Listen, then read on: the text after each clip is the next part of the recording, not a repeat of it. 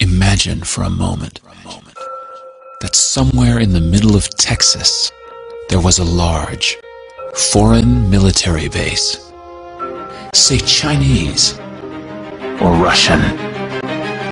Imagine that thousands of armed foreign troops were constantly patrolling American streets in military vehicles. Imagine they were here under the auspices of keeping us safe, or promoting democracy, or protecting their strategic interests. Imagine that they operated outside of U.S. law, and that the Constitution did not apply to them.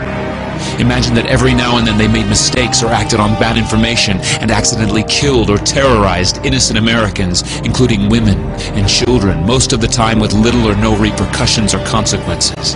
Imagine that they set up checkpoints on our soil and routinely searched and ransacked entire neighborhoods of homes. Imagine if Americans were fearful of these foreign troops and overwhelmingly thought America would be better off without their presence.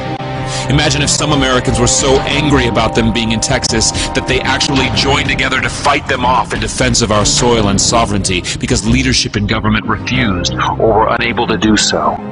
Imagine that those Americans were labeled terrorists or insurgents for their defensive actions and routinely killed or captured or tortured by the foreign troops on our land.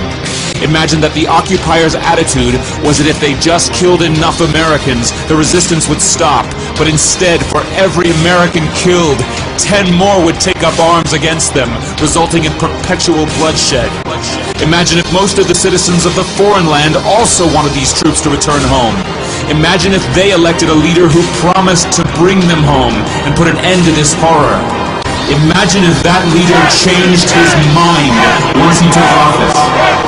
The reality is that our military presence on foreign soil is as offensive to the people that live there as armed Chinese troops would be if they were stationed in Texas.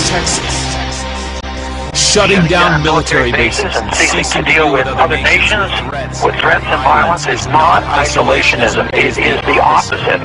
Opening ourselves up to friendship, honest trade, and diplomacy is the foreign policy of peace and prosperity. It is the only foreign policy that will not bankrupt us in the short order, as our current actions most definitely will. I share the disappointment of the American people in the foreign policy rhetoric coming from the administration.